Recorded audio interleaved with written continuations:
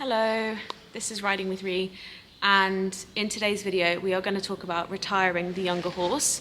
So if you haven't seen my recent post, this might be the first time that you're hearing that I have made the decision to retire Woody, my 10-year-old Irish sport horse. So I'm going to talk a little bit about my personal decision to retire Woody and the things that led up to it. Whilst we've been going through this process, I've been writing notes down because I really feel strongly about this channel being open and transparent, and I knew that I wasn't ready to talk about it then, but I feel ready now. And so I really want this to be a knowledge sharing moment. So we're going to talk about my personal experience with Woody, when is the right time to retire, finding the right yard and what that looks like, and then the future, so the future for me and Woody. A little disclaimer that this video is going to contain obviously conversations about retirement, but also conversations about end of life, which some viewers might find upsetting. So I urge you to skip that section, which you can do by looking at the chapters along the timeline of the video, or skipping this video altogether, and we'll catch up with you again soon. So I first want to talk about Woody and my decision to retire him. It is still devastating, and I have good days and bad days. But you might remember, if you followed for a while, that I bought Woody in March of 2021. Everything was great, and then in July of that year we discovered that he had some side bone in his front feet, which was sort of like not a major issue at the time.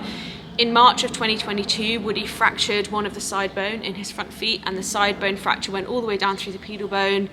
It was an awful fracture, and I remember the vet at the time who looked at my MRI telling me that he might not come back from it. So from day one it was a bit of a horrendous moment, and you'll remember that if you watched the video where I updated you. So we've spent the last year trying to rehab from that fracture, and there have been some additional complications. He's got arthritis in both hocks, and the box race rest date just kept getting pushed back. He's still on box rest now. For context, usually pedal bone fractures are 3 months of box rest, 1 to 3 months of box rest, and then the horse is gently brought back into work. So I've given it everything that I could. So then in December, we obviously got back on Woody for the first time, and we started doing work from the box. And the whole point of this ridden portion was to see if he could stand up to the workload, and then continue to increase it until hopefully he came back to being a full riding horse. And I always said that Woody wasn't a riding horse until he got back out in the field because of this.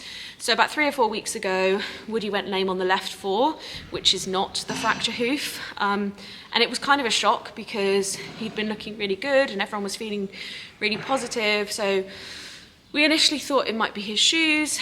So we gave it a couple of weeks. He was still quite lame. And after some investigation, we now think that he has damaged the collateral ligament in his left fore. I mean, you literally couldn't make this up.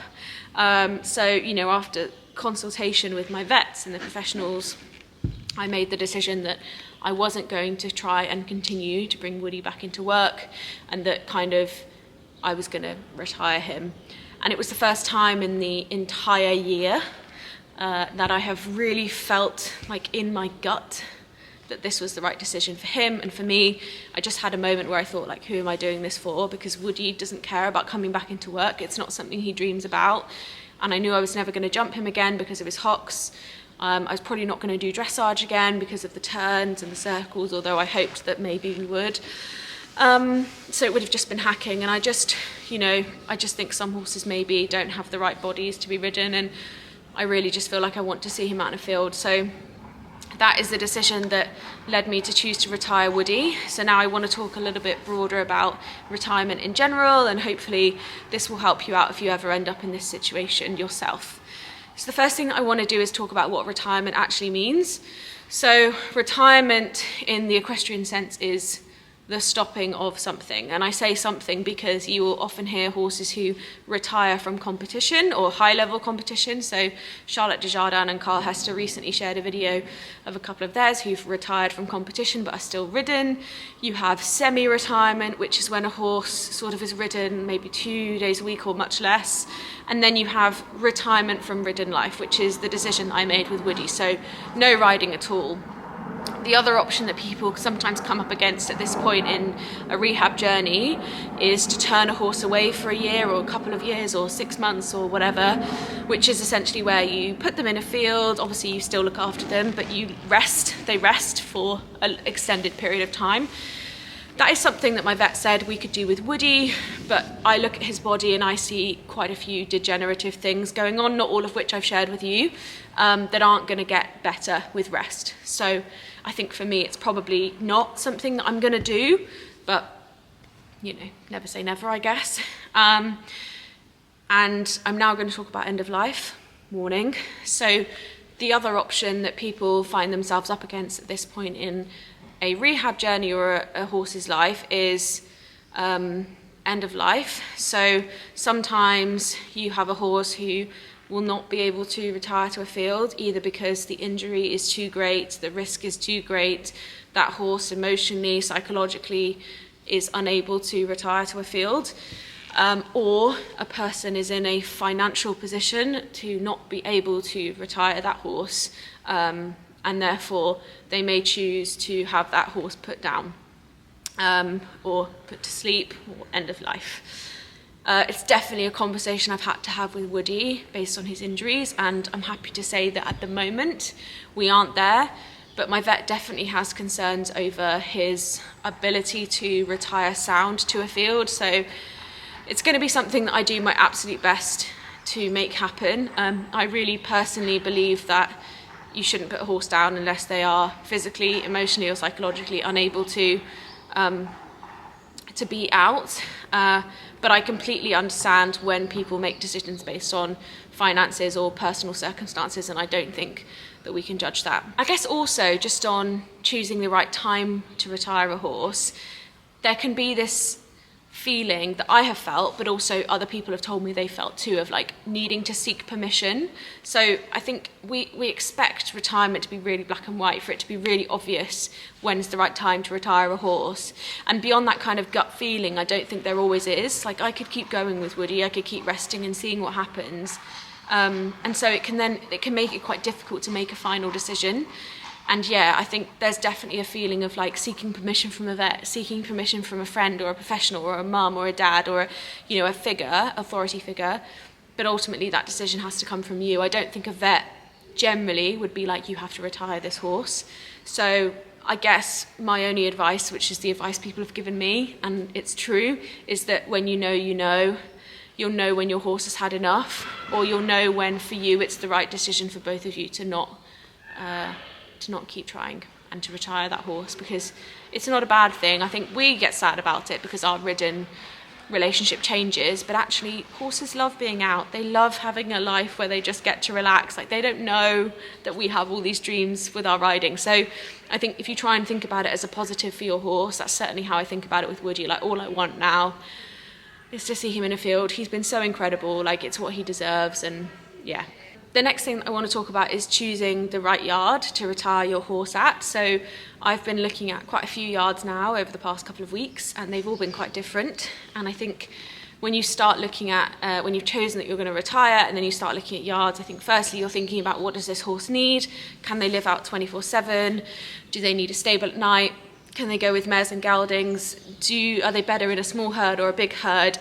Do you want to be able to visit, or can they live somewhere far away? And all these things are quite important. So I've been juggling this myself, and I still don't know whether my vet thinks when we get to the end of this process and we turn him out after the collateral ligament rest, whether or not it'll be better to have him in a box overnight or whether he can go out all the time. So we'll have to see.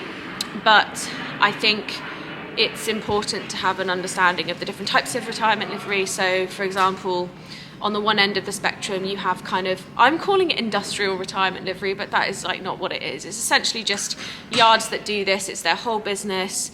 They often have like 20 to 30 horses who live in big herds or grouped herds.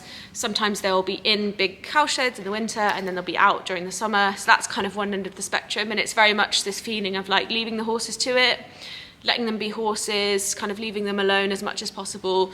And that's sort of one way to retire.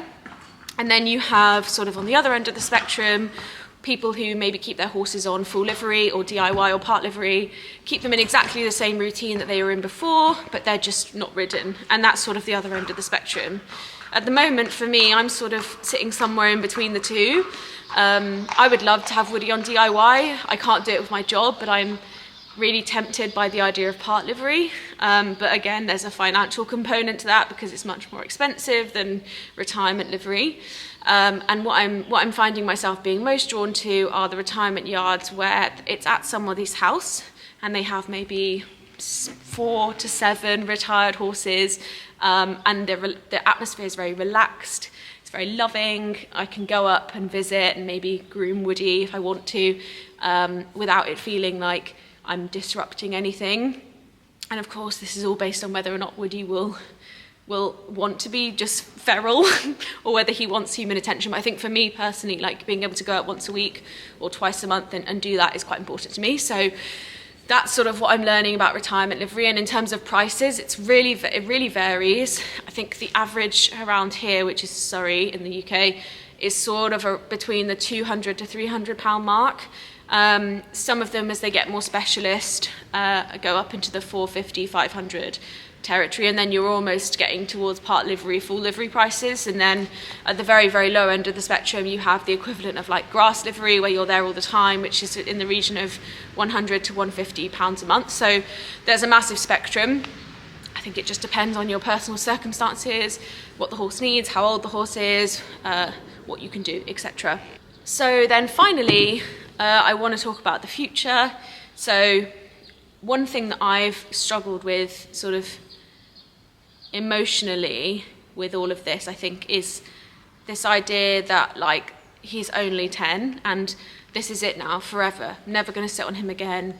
I'm never going to like see him every day again. Our routine is going to change. He's going to move yards. And that is like dizzying to me, like the amount of time between this and like the end of his life as an old man. And so I'm sort of trying to take it bit by bit. We have quite a bit of work to do now that we know we have this other injury to actually get him out into a field safely. So it's looking like we're sort of in the middle of another 2 months of box rest, which feels challenging, but he's still happy. He's still really perky. He still looks, happy to be here and wanting to sort of do it. And I see him every day. We groom, we kind of hang out in the school. We do a bit of hand grazing now that the weather's getting better. So we have that 2 months to go. Then we have to try and really slowly bring him back out into a place where he's turned out. Then we have to try and take his shoes off. So there's a lot of like steps to do where things could potentially go wrong. The saving grace of this amount of time is that by the time he's ready to turn out, hopefully the fields will be a little bit drier and there'll be less risk of injury through like falling over or slipping from being, cantering around. So that's what's happening with Woody. And then I have a few places that I really like, so I'm just going to take it bit by bit. And if we get to the point where he's out in a field, he's sound, he's happy, he's chilled, then I can make the choice about which retirement yard we go to, and we can sort of start that next chapter together.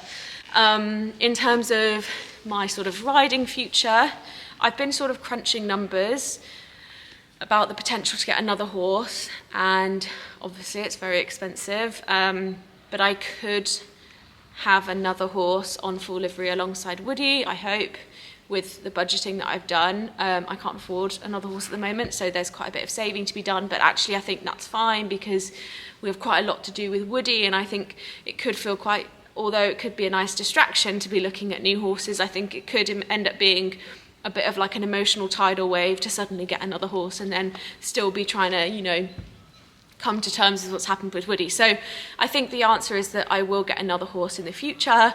It's just a case of like when, how, all the usual questions. I don't know what that means for the channel. There might be a period of time where I take a break because I don't have much to tell you or to say, but we'll see. I have to take it day by day because it all becomes quite overwhelming when I don't do that.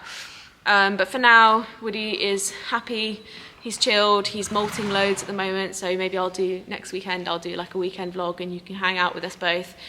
He's just being really cute as usual, and it's a really heartbreaking situation. I don't know how else to say it. It's awful. We're just, we're doing what we can, taking it day by day. So yeah, I hope that this video was useful. Thank you so much for watching, and yeah, I hope to see you hopefully next week, 4 p.m. GMT on the channel. And if you want any updates on Woody or what might be coming on the channel, then you can hit the community tab. If you go onto my YouTube page, you can see there's like home, there's like playlists, there's a tab that says community. If you tap on that, you'll see a sort of feed, and that's where I tend to give you updates if like what's coming next, a picture of Woody, if the video is taking ages to upload, it's going to be late, all of that information is there, so you'll find it there. And thank you for being here.